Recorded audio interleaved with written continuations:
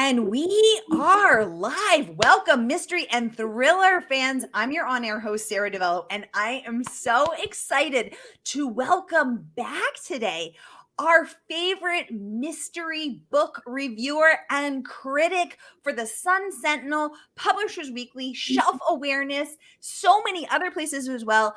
The inimitable Oline Cogdill. Welcome to Mystery and Thriller Mavens. She's going to give us the scoop on her best books of summer. Oline, welcome back. Where shall we start? Hi, Sara. Thank you. And thank you, everyone who's listening. I love doing your show. I love your show. And thank you, readers, for coming. I don't know how many people are out there, but I really appreciate your being there.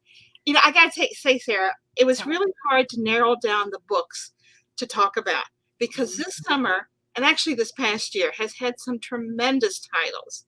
And I'm afraid I picked so many to talk about, and I could have doubled or tripled that. There's just a lot of really good books coming out. Now, let me start with Deep Water. Deep Water by Emma Bamford. I think she's been on your show. Yes, she was just on 2 weeks ago. Okay. I'm so excited that you picked her.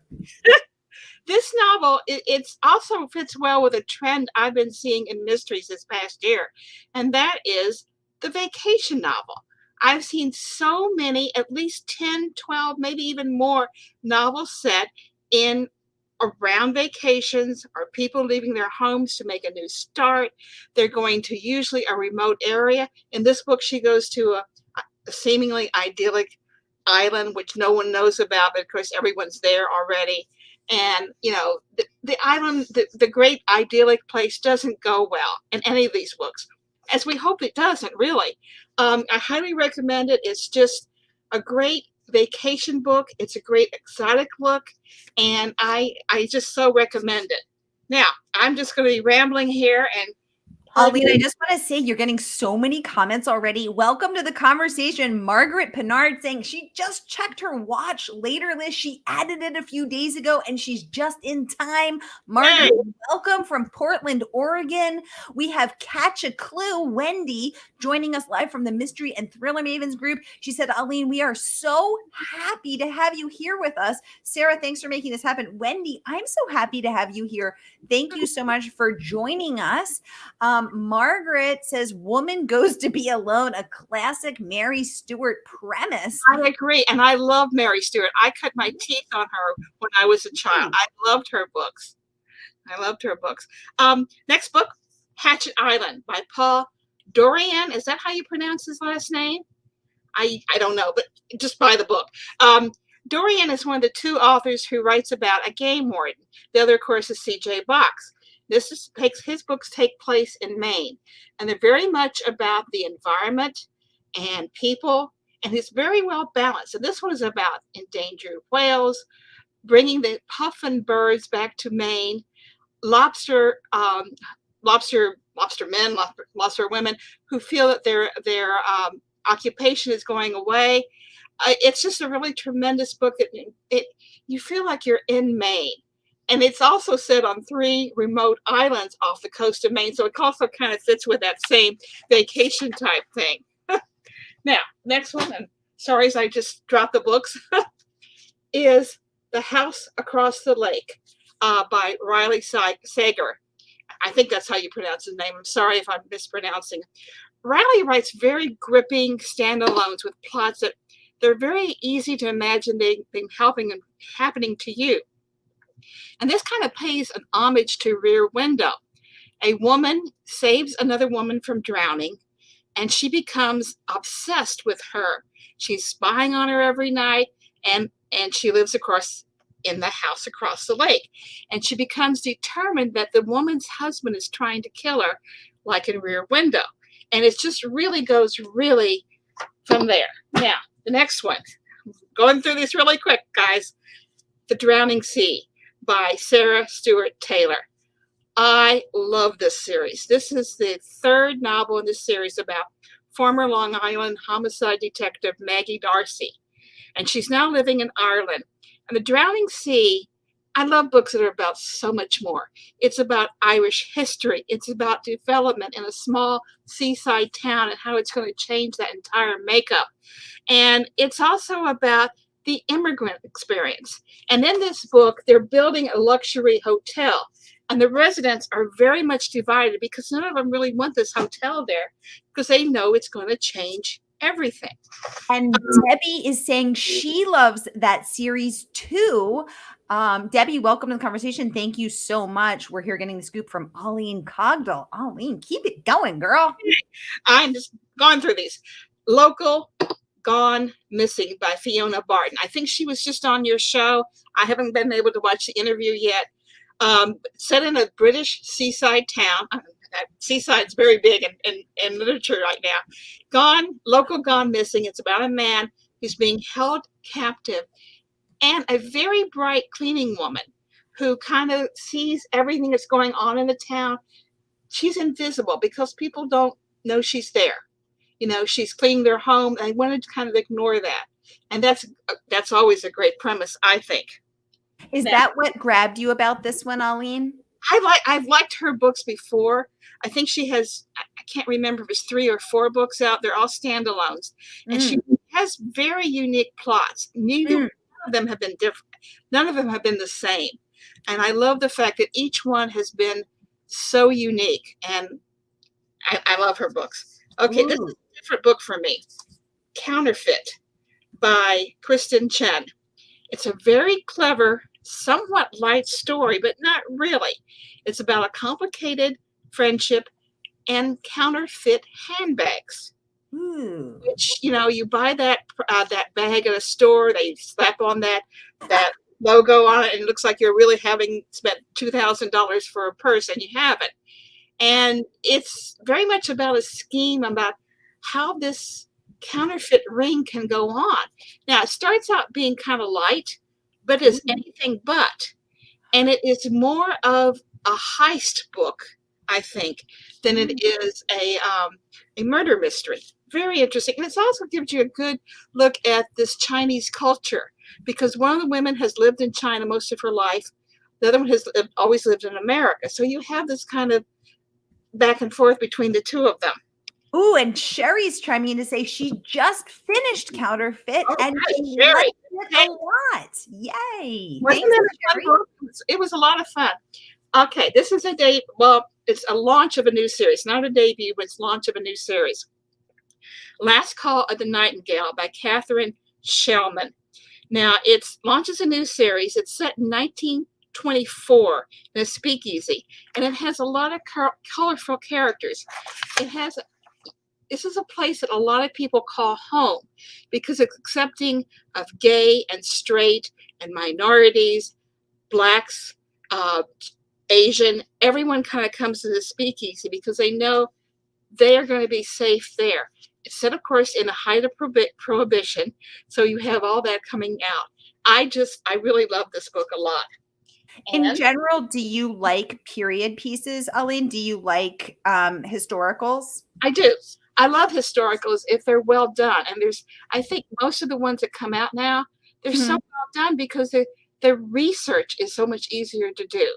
If I read a Charles Todd, I know exactly what's going on in that period of post World War I. There's so many. Oh my goodness, I'm just blanking. But there's so many good historicals out there that just really put you in that era and you feel you're living it. And that's what it is for me. Now, The Verifiers. Yes. Peck. Have you read this? Yes, I hosted her for a pre-launch event when that came out, and I absolutely loved it. Well, tell me what you love about it, but I loved that her lead protagonist was so charming and sassy and feisty and fierce, and I just loved her. I want to be friends with her. Exactly. I love appealing characters. I don't have to like them. I have to be interested in what they're doing. Sometimes it's good if I don't like them, but I just love the character. It's a young Chinese woman. She herself loves mysteries, and she gets a job at an online dating detective agency. Just think about that. All these people that are hooking up and finding partners or dating people online, they meet online, nothing ever goes wrong, right? It's also about discovering who you are. And it's about the immigrant experience and also the digital age and how we get so caught up in that. So I highly recommend this. All right. Moving on to July. Hang on. So that's a wrap. And if anybody, let's pause here for one quick second, see if anybody has any questions for Oline about her June book picks, because she gave us something for everybody there. We've got diverse characters, we've got modern books, we've got historical books, we've got vacation books. Oline sharing that she's seeing a trend with these vacation books. We've got international books, sailing books, Irish coast books. There's literally something here for everyone, Oline. And you said you had trouble in narrowing it down to this many. I did. I had like 6 for June, July, and August, and I could have easily had 20. So yeah, bring on the questions. That's what I'm here for, guys. Okay, perfect. Yay. I will, Someone's asking if you had a very favorite out of all of those. No, that would be very hard for me to pick because they're also different. Every one of those books is very unique, very, very special in its own way. And I don't think I could pick one. So just read them all. Read them all.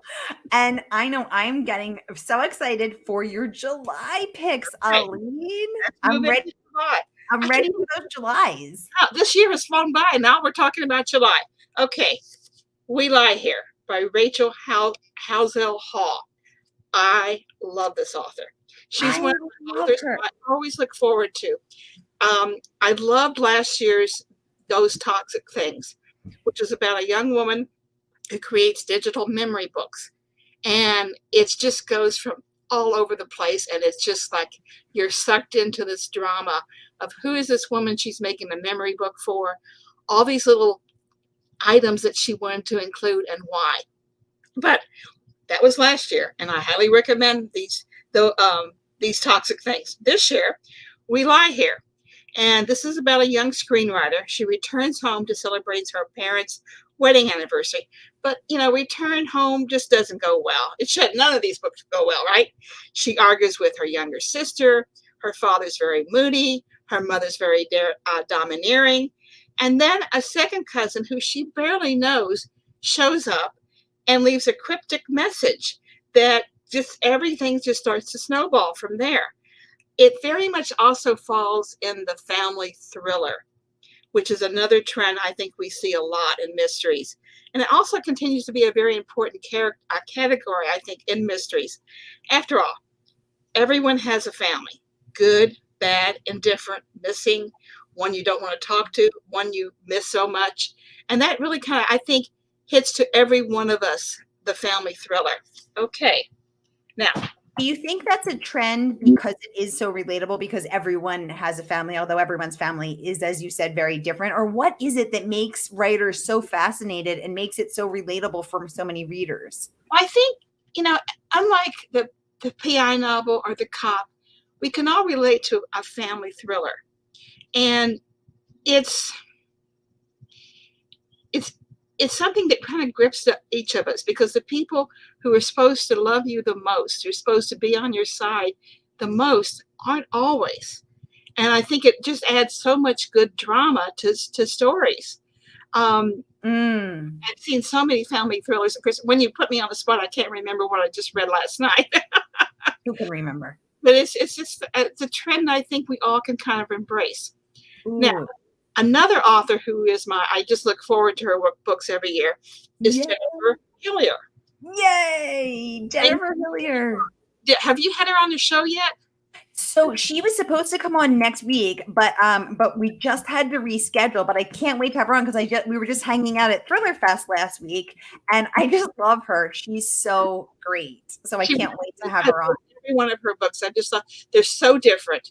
She specializes in standalone psychological thrillers, and there's 2 storylines in Things We Do in the Dark.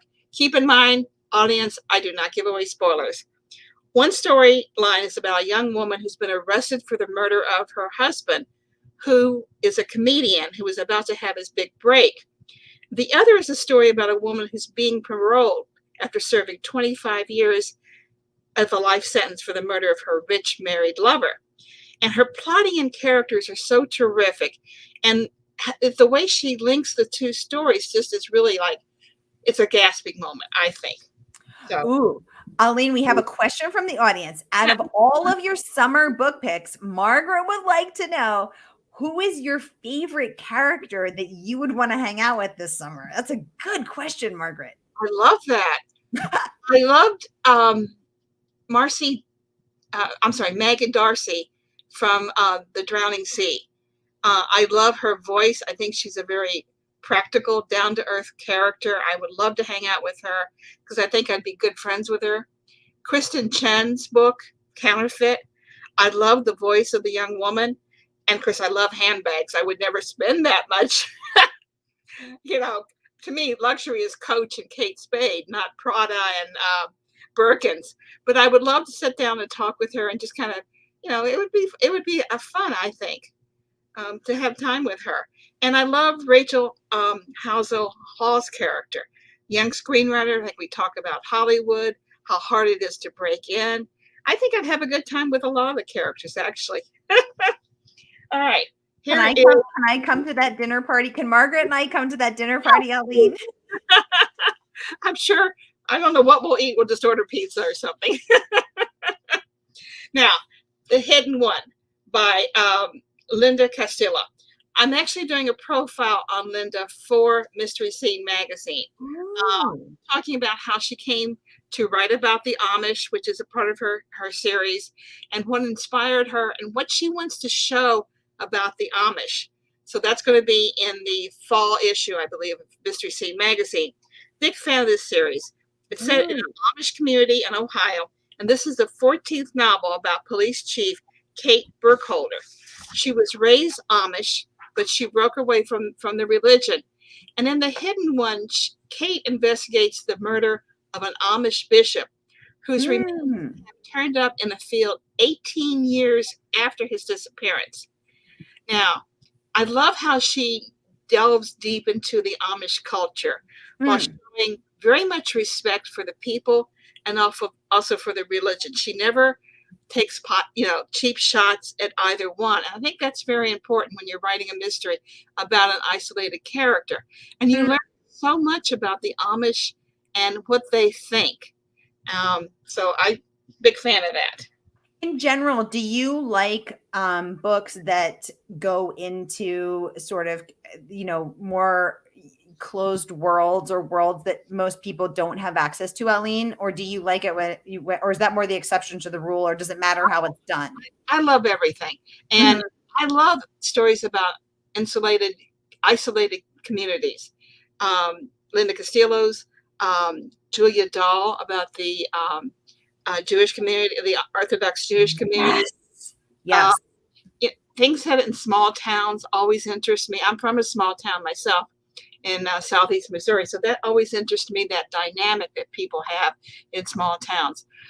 To me, those stories are very relatable because we all live in a way in isolated communities. Even if we're in a big city, we make our own small town. And sometimes sometimes our world becomes very small. It certainly became small during the pandemic, but most of us don't stray too far away from where we live. And I find that a community we don't know anything about, I want to know about that. Same thing with international. I mean, that's, to me, I always love an international book. Yes. And what you said about, even if you live in a big city, you make a small community, that's so true. I never leave a 3 to 10 block radius. I live in a big city and I never leave my it's like I've got my CVS, I've got my food store, and where else would I go? Right. Well, my husband's a theater critic, so we do a lot of travel because there's 60 theaters in South Florida. So we'll go up from Jupiter, which is an hour and a half from our house, way down to South Miami. So we do travel a lot like that. But basically on a day-to-day basis, I've got my Publix, I got my Thai restaurant, I've got, Exactly. I have my favorite Thai restaurant 1 block away. I don't remember. Margaret's saying she feels like we all live in isolation, period. Totally agree. Yeah, I think you're right. Okay, where was I? Okay, Dark Objects by Simon Toyne, I think is how you pronounce it. Okay. He's a British writer, And he has produced some very offbeat thrillers, like the Sanctus trilogy. I never read that, but I've heard it's very, very odd. Now he's turning to the police procedural. And this is about an investigation into the murder of a wealthy woman whose husband also is missing. Now, is he a victim? Is he the killer? Is he a kidnapped victim? You have to read the book. And I don't think police procedurals ever go out of style. As long as they are well done and they really give us a glimpse of what's going on. Like Michael Connelly, I think he is hands down the best, most consistent living mystery writer we have. And he really shows us an inside view of how police investigations work. And I love also when we look at the British police system, or really any other country, because it's so different than ours. And Oline, I saw on because I follow you on social media, I saw you were posting about Michael Connelly's the Lincoln Lawyer show on Netflix. Yes. And I was really enjoying that as well. I didn't know I love that you love Michael Connelly. I didn't know that about you. Very cool. Oh, absolutely. He's very much so. Sherry's saying that she works from home and lives alone, and she totally gets it. Sherry, right? Exactly. Right. I love The Lincoln Lawyer. I think it's made a great transition to the screen, both as the movie, but especially in the series. I just love how the series is going. Where I am hoping it gets picked up for a second season. I can't imagine it would. But I also love how Bosch Legacy, which is the continuation of Bosch, has done. Now it's on free. I can't remember what station it's on. Bosch Legacy. Look it up. But it continues the Bosch story, and it's just really well done. I just hope it goes on forever. Yes, exactly. We have a mystery fan watching from a private Facebook group saying that they love Deborah Crombie's procedural set in the UK as well. Oline, your thoughts? Oh yeah, I love those too. Each one's always about a different one. And again, they also act as a family thriller because the character has this very extended family, like with her husband, his children, her children, their children, all the pets and everything. It's a very much of a domestic scene, and it acts. But the thriller part never comes into the family.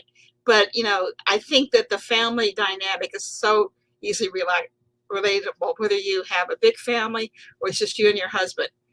We all live in chaos, I think, sometimes. Now, I can't be from Florida without reading this book, which is Florida Woman by Deb Rogers. And this is also a debut, and I think the title says so much. We always talk about Florida Man. Florida Man is just so eccentric, he's so bizarre, and there's no stopping them. Well, there's also Florida Woman. And this is about a woman who ends up being called Florida Woman on the internet, as so much of that bizarre behavior ends up being. Now, the plot involves a fire, autographed dollar bills, and a pelican. I love that. Margaret is saying she loves the title alone, laughing out loud, right? It's so funny because we're all familiar with the Florida Man memes, but now it's time for the Florida Woman to have her moment. Right. Love that. Yeah, and there's been some really good Florida mysteries, and I think there was a turning point for Florida mysteries with, of course, John D. McDonald, Carl Hyacin, and Charles Willeford, and they kind of set a tone for Florida mysteries to take that that turn into being highly respected. Oh my goodness, James Hall. It does a great series about Thorne, and I think he has given us some books that so much look at the Miami experience and who we are there. I would love to see more Florida authors, and there seems to be right now, there's kind of a shortage of them. I know the local chapter will crucify me for this, but I want to see more books from them. So, okay, The Wedding Plot. Weddings are very big too this summer. By Paula Munier, I think it is. And this is another part of her Mercy Carr series. And this is another trend that's very big in mysteries, and that's the working dog. You and I both have dogs. They don't work. They just lie around and sleep, eat, and then just give us lots of affection. But working dogs have become a real trend. Cadaver dogs, um, search and rescue, military dogs, dogs that are really as much partners to their human detective. And they're not, there's some dog and cat mysteries that are just plain silly. They are. Cats and dogs, they do not drive a car. They do not answer the phone. They do not shop online. And they do not make phone calls. And I've seen that in some mysteries. I like the mysteries to be realistic. Now, this is the fourth mystery about former military police officer Mercy Carr and her bomb-sniffing dog, Elvis. And they are at a Vermont wedding, which I'm so sorry for the bride in that. But I love working dogs. Now, my dog does not, as you said, my dog does not work. She just works at being cute. But Right. I've been watching these bomb sniffing dogs in Ukraine save lives. I know. And they just, President Zelensky just had a wonderful commendation series for a dog who saved, thousands of lives by sniffing out the landmines. Dogs are amazing, amazing. You look at those pictures of 9/11 and the dogs that are in there and sniffing out remains and people. I mean, that just breaks your heart. Have I ever seen a working cat mystery? No. Yeah, I think we have a cat person in the audience. Her name is Margaret. And she wants to know, she's feeling neglected with all this love for dogs. What about cats, Oline? I have never seen a working cat mystery. The only exception may be that series by Lillian Braun on the cat Who that was in the mid-90s, and Lillian Braun is now deceased. But it was all about these two cats that would kind of help the detective by, sniffing out an object to help him or something. But that she doesn't want a cozy. She wants like an actual working cat. And they were very much of a cozy. But I don't know. I'm sorry, Margaret. I don't see right one. Margaret, I'm sorry that you don't like the better species. This is the superior species of canines. I'm sorry you're stuck in cat world. No, just kidding. I love cats. Maybe the authors in our audience may decide that they need to write one.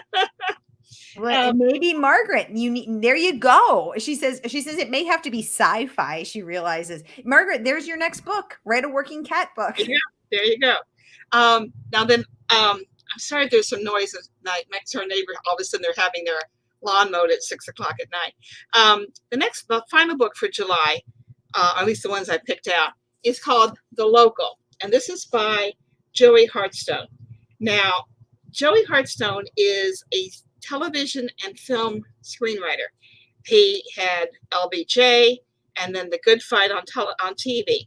This is his first debut, and I think you're having him soon. I'm having him tonight. This is crazy. Oh my gosh, I can't believe it. I hope everyone stays for his session too. Now I love it when books use a real life situation and take that. Sometimes it's just a little germ, and they just go from there. Now, he uses a real life legal situation. It's a very striking debut, and it delves into the legal system, big business, racism, and small time life.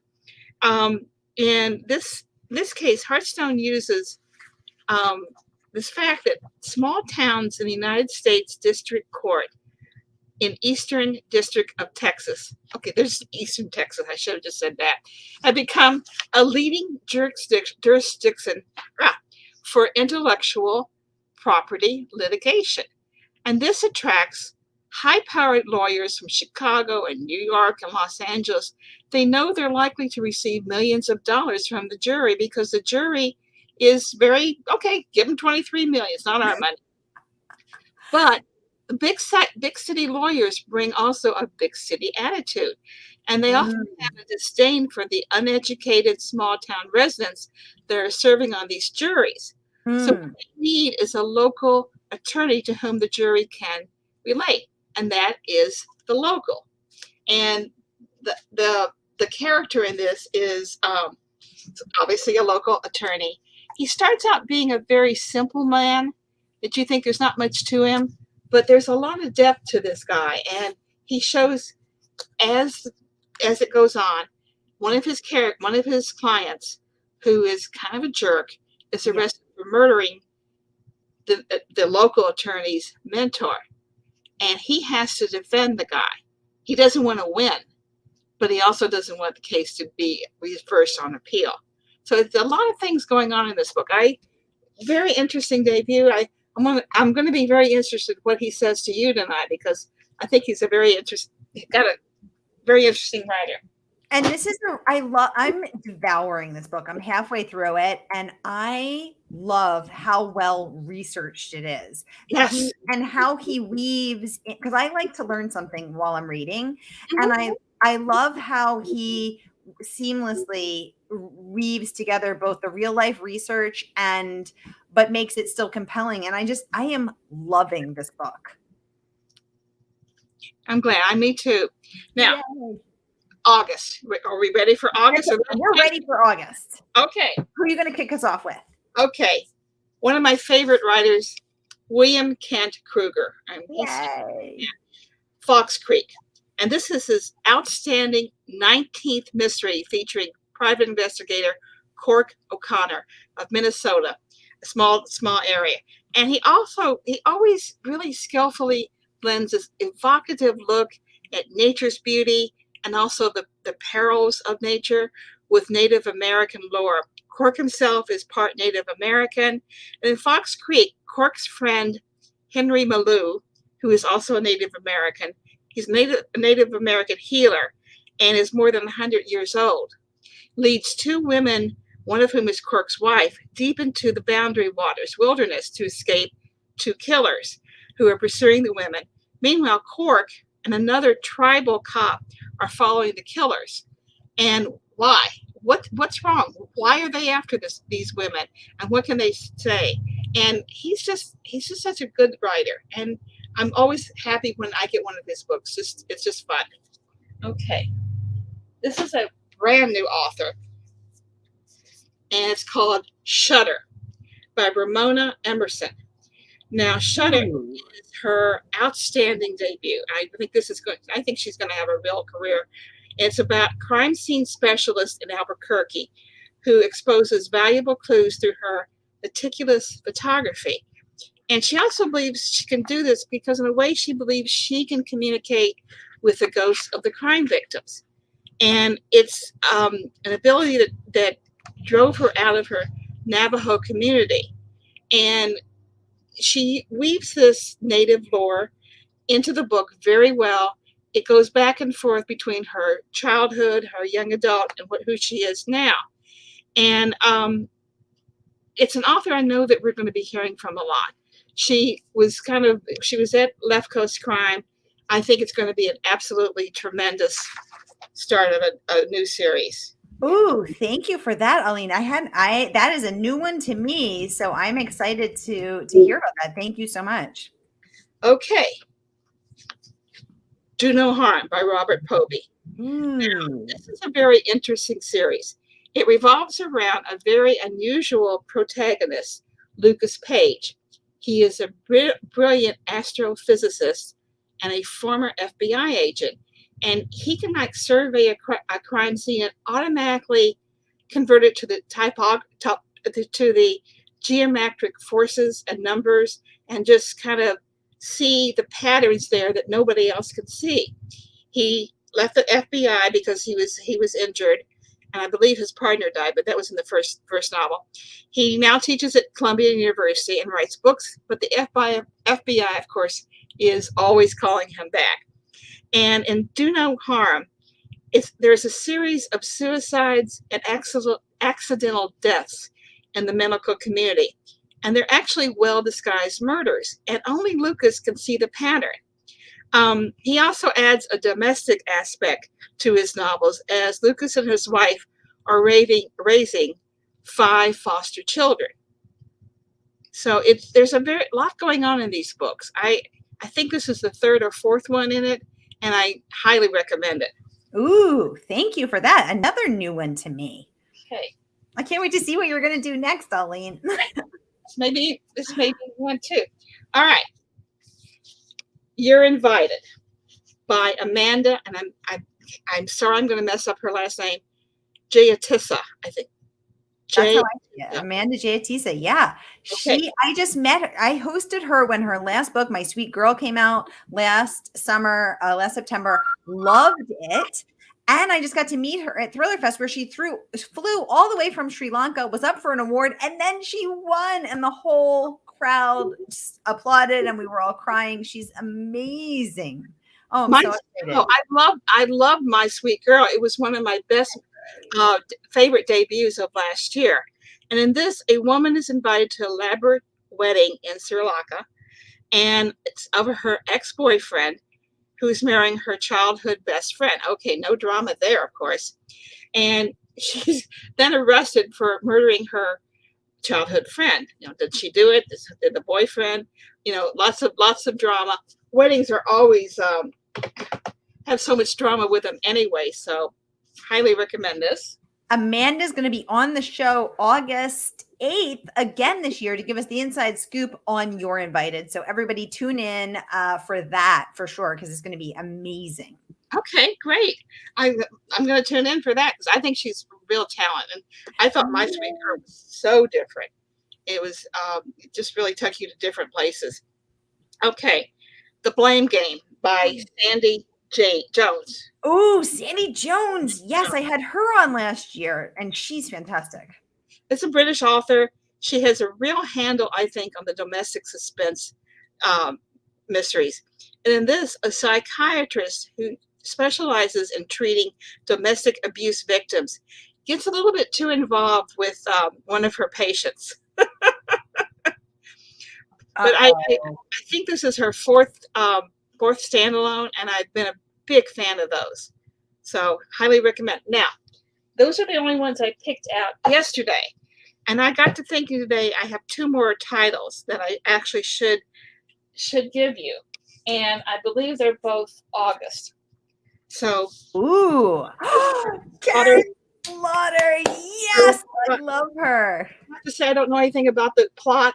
I just got it today and I thought, oh no, I should have done something on it. Just came in the mail like an hour ago. Ooh, hot off the presses, one might say. Now, Oline, Karen Slaughter is such a beloved, renowned, amazing writer. I just got to hang out with her at Thriller Fest as well. And I love how feisty and outspoken and brilliant and insightful she is on the stage and on the page. What resonates with you so much? What makes her a must read for you with every book? Her characters are very realistic, I think. She is not afraid to delve into the gritty part, into the violent part, but she's not gratuitous. She is not afraid to make the reader uncomfortable. And I kind of like that because I don't think we should always be comfortable when we're reading. We should be being taken someplace unusual and different. She also writes about Atlanta, and I love books set in Atlanta. I've been to there several times. I like Atlanta. And I just, basically that's it. So I highly recommend this. Okay. And that was, okay, wait a minute. That was Girl Forgotten. And now we have The It Girl.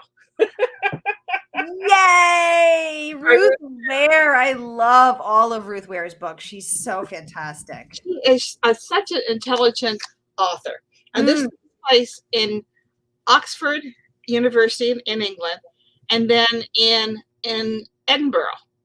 And in Oxford, this young woman, Hannah, her roommate, whose name is April, April is wealthy and popular and beautiful. She's the it girl. She's murdered. And Hannah finds her body. And she's never gotten over this. And Hannah's testimony helped convict this, they call them porters, but I think they're like security guards that patrol the university. And this particular security guard, porter as they call him, has a very unusual interest in all the young girls.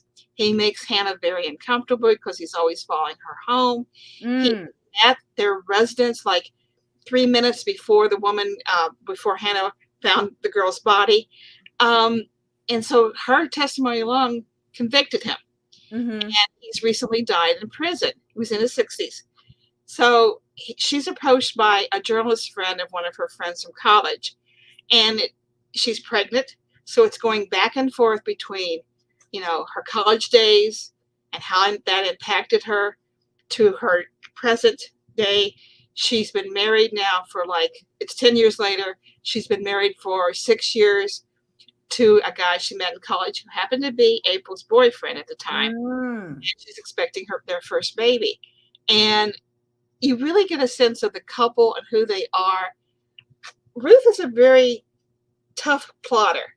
And what I like about her books is she never takes a cheap shot. She always kind of gives you a very solid story that you think, yeah, okay, I can see that happening. Now, I love that.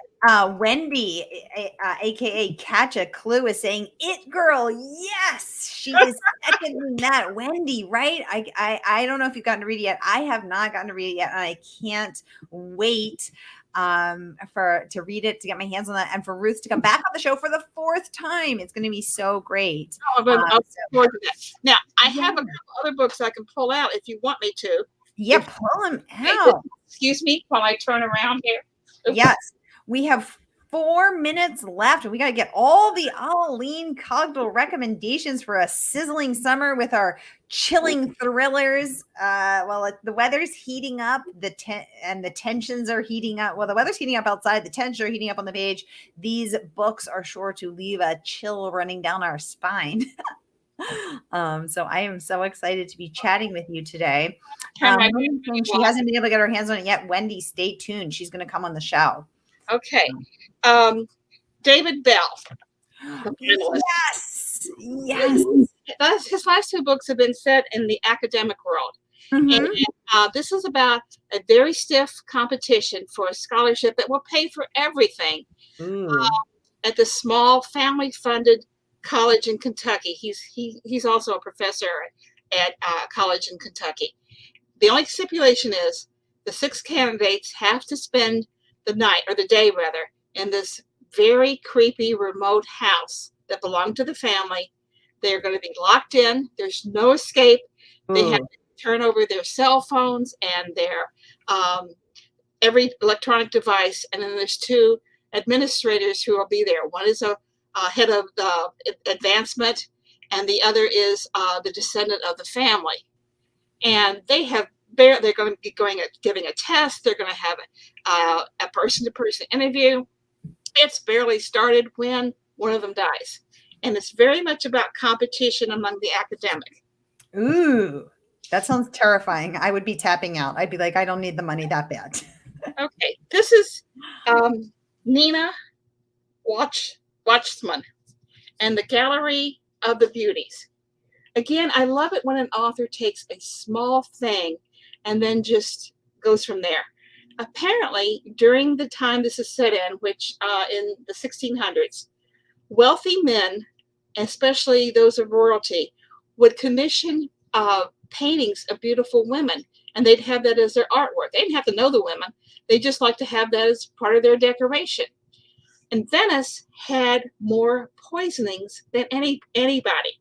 So you have that aspect too.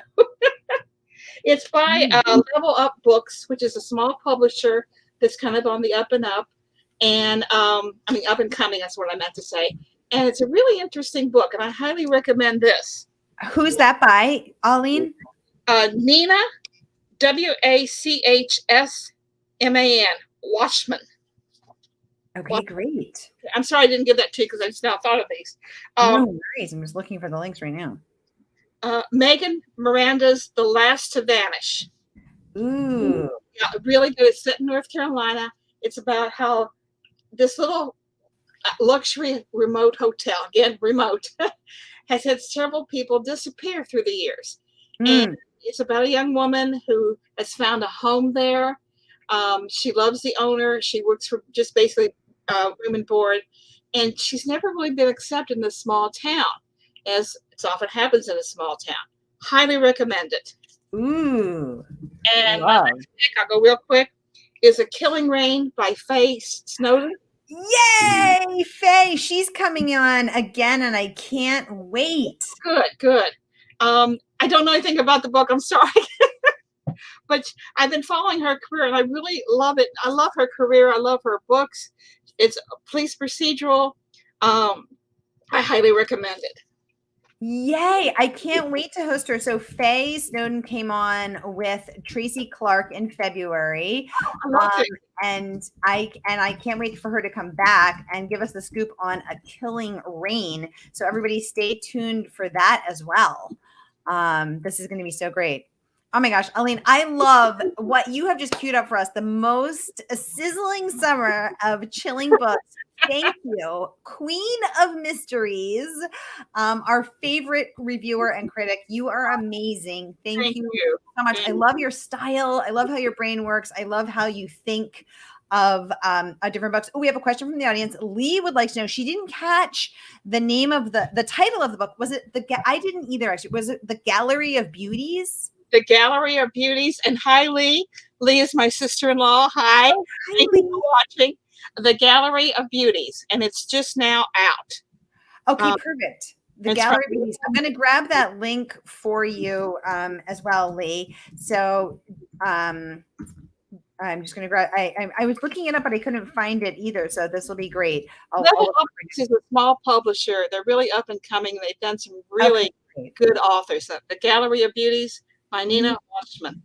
Yay. Lee says hi. Wendy says that was fantastic. Thank you so much, Oline and Sarah. Margaret says so fun. Happy summer reading all. Margaret, thanks so much for joining in. Lee, thanks for joining. Wendy, thanks everyone for being here. This has been amazing. And Oline will be back in a couple of months to give us her book picks for the next season as well. I'd be honored to. I'd be happy to. Yay. All right, everybody, stay tuned because I happen to have one of Oline's book picks, Joey Hartstone, debut author from The Good Fight, at the top of the hour. So stay tuned. I'll see you in 13 minutes. Oline, thank you. Oline's got to get to the airport. Debbie said, I wish we could hear more. Debbie, she'll be back. We'll bring her back, okay? I'll make sure I have even more books to talk about next time. And thank you, Sarah, for hosting me. I love doing your show. And I want to thank all the audience for listening. I really appreciate. Happy reading to everyone. Yay. Happy reading, everybody. All right. We'll see you soon, Oline. Thank you so much. Thank you. Bye-bye. Bye.